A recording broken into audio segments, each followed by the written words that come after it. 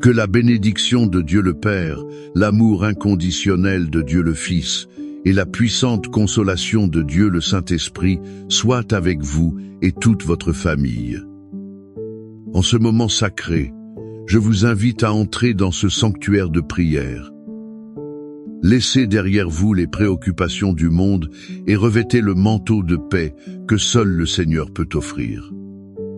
Imaginez maintenant que sur la porte de votre maison, sur la vie de chacun de vos êtres chers, Dieu lui-même place un sceau de protection divine.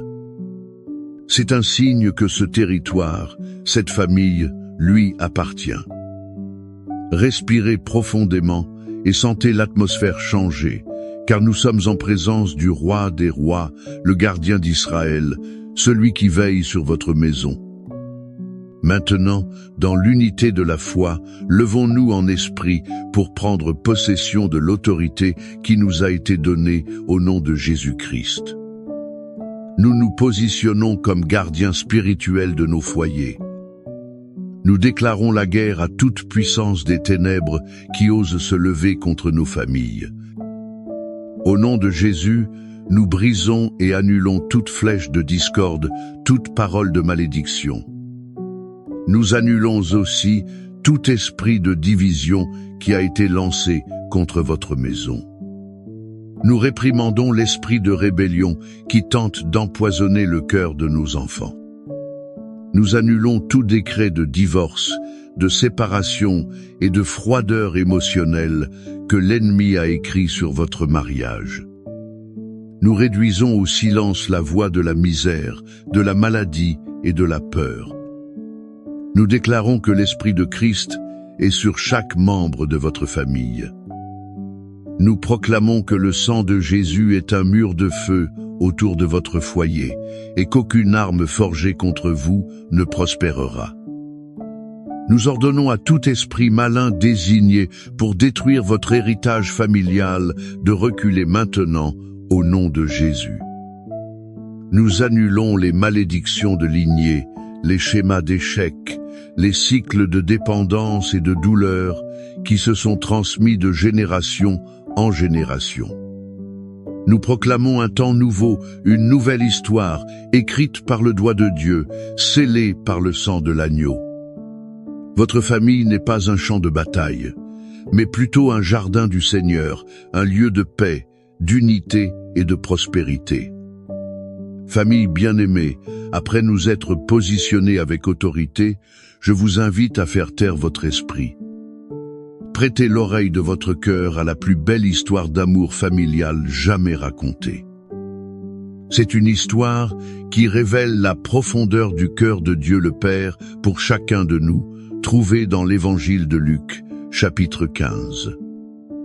C'est l'histoire du Père et de ses deux fils, souvent appelée la parabole du Fils prodigue. Plongeons-nous dedans. Imaginez la scène. Un fils plus jeune, impatient et égoïste, s'approche de son père. Il fait une demande choquante. « Père, donne-moi la part des biens qui me revient. » Dans cette culture, cela équivalait à dire « Père, pour moi, tu es déjà mort. Je ne veux que ton argent. » Pouvez-vous ressentir la douleur déchirante dans le cœur de ce père?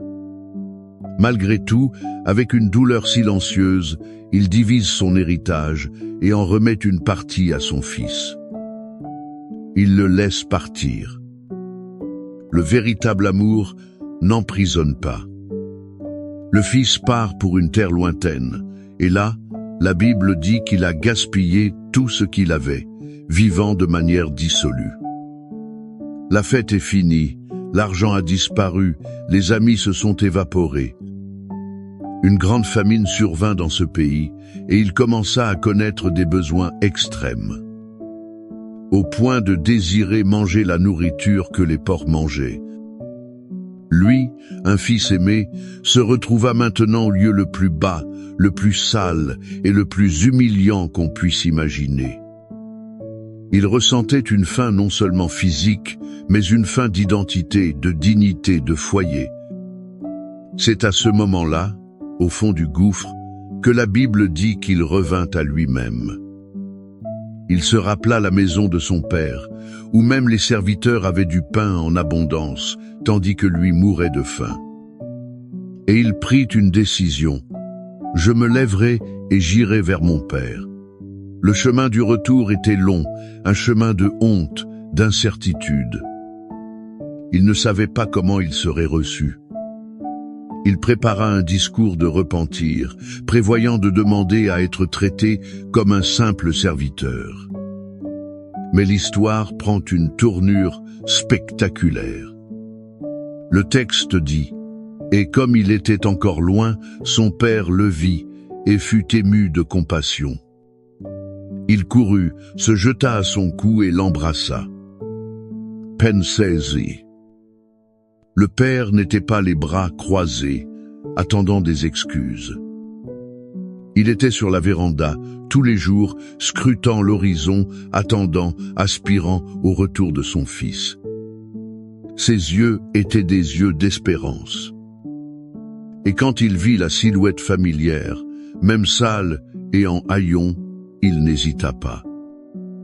Lui, un patriarche digne, releva ses vêtements et courut. L'étreinte du père vint avant la confession du fils.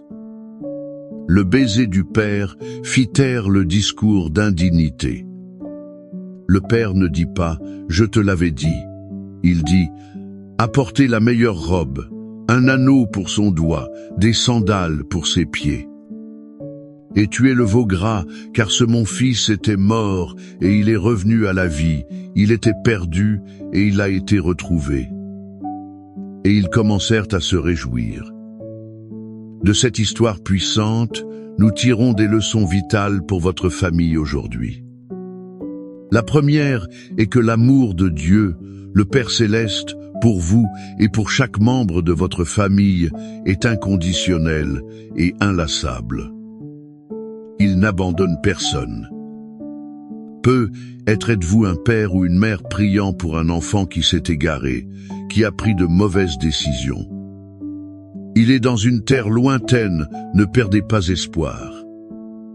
Continuez sur le porche de la foi, avec les yeux de l'espérance, car le cœur du Père aspire au retour. Il travaille dans le cœur de ce fils ou de cette fille pour qu'il revienne à lui-même. La deuxième leçon est qu'il y a toujours un chemin de retour. Peu importe à quel point quelqu'un est tombé, peu importe l'erreur commise, la porte de la maison du Père est toujours ouverte. Pour le conjoint qui a failli, pour le parent qui s'est éloigné, pour vous-même qui vous sentez indigne. L'invitation à revenir résonne aujourd'hui. La grâce de Dieu est plus grande que notre plus grande erreur. La troisième leçon est le pouvoir restaurateur du pardon. La fête de la réconciliation n'a commencé que parce que le Père a pardonné complètement. Dans nos familles, l'unité est souvent brisée par le manque de pardon. Nous portons des rancunes, des ressentiments qui créent des murs de silence et de douleur. Qui dans votre famille a besoin de votre pardon aujourd'hui pour que la fête commence? À qui devez-vous tendre un câlin qui dit bienvenue, sans reproche, sans accusation? Le pardon est la clé qui ouvre la porte à la guérison et à la restauration de l'unité familiale. Les paroles du Père dans la parabole sont une étreinte de restauration. Et les paroles de son écriture sont la forteresse qu'il nous donne pendant que nous attendons et vivons cette restauration. Le psaume 4:11 est la promesse de protection de ce Père qui court à notre rencontre. C'est la déclaration que, tandis que nos enfants sont dans le monde ou que nous affrontons des luttes dans notre mariage, nous sommes sous ses ailes protectrices. Le psaume 23, à son tour, est la certitude que lui, comme notre bon berger, prend soin de chaque détail de notre famille. Il pourvoit au pain, à la paix et à la direction. Maintenant, je vous invite à fermer les yeux, si possible, et à recevoir chaque parole du psaume 4:11. non pas comme un ancien poème, mais comme un décret de protection et de sécurité que le Père Céleste libère sur votre vie et votre famille en cet instant même. Respirez profondément et recevez. Celui qui habite sous l'abri du Très-Haut repose à l'ombre du Tout-Puissant. Je dis de l'Éternel, il est mon Dieu, mon refuge, ma forteresse, en lui je me confie. Car c'est lui qui te délivre du filet de l'oiseleur, de la peste pernicieuse. Il te couvrira de ses plumes, et sous ses ailes tu trouveras un refuge. Sa fidélité est un bouclier et une cuirasse. Tu n'auras pas peur des terreurs de la nuit, ni de la flèche qui vole de jour, ni de la peste qui marche dans les ténèbres, ni de la destruction qui ravage à midi. 1000 tomberont à ton côté, et 10 000 à ta droite, mais tu ne seras pas atteint. De tes yeux seulement tu regarderas, et tu verras la rétribution des méchants. Car tu es mon refuge, ô Éternel. Tu as fait du Très-Haut ta demeure. Aucun malheur ne t'arrivera, aucun fléau n'approchera de ta tente. Car il ordonnera à ses anges à ton sujet de te garder dans toutes tes voies. Ils te porteront sur leurs mains, de peur que ton pied ne heurte une pierre. Tu marcheras sur le lion et sur l'aspic, tu fouleras le lionceau et le dragon. Puisqu'il m'aime, je le délivrerai, je le protégerai, car il connaît mon nom. Il m'invoquera, et je lui répondrai. Je serai avec lui dans la détresse. Je l'en tirerai, et je le glorifierai. Je le rassasierai de longs jours, et je lui montrerai mon salut. Père bien-aimé, le cœur rempli de l'image de ton étreinte restauratrice et l'âme fortifiée par les promesses inébranlables du psaume 91. Nous nous tenons devant toi en prière. Nous te remercions car tu es le Père qui attend, qui court, qui embrasse et qui fait la fête. Et c'est sur la base de cet amour que nous osons clamer pour nos familles. Seigneur, nous plaçons sur ton autel chaque fils et chaque fille qui, comme le prodigue, s'est éloigné de la maison et de tes chemins. Où qu'ils soient, Père, envoie ton Esprit Saint pour qu'ils reviennent à eux-mêmes. Éveille en eux une sainte nostalgie du foyer, de ta présence, de la sécurité de ta maison. Protège-les des dangers du monde, délivre-les des mauvaises compagnies, brise les chaînes des vices et de l'immoralité. Père, nous te demandons, prépare le chemin du retour et donne-nous, en tant que parents, un cœur comme le tien, prêt à pardonner et à célébrer. Nous prions maintenant pour les mariages en crise, pour les foyers où la joie a disparu et où un silence douloureux règne. Restaure, Seigneur. Comme le Père qui offrit la meilleure robe, revêt ce couple de vêtements de louange, de pardon et de romance. Mets l'anneau de l'alliance renouvelé à leurs doigts.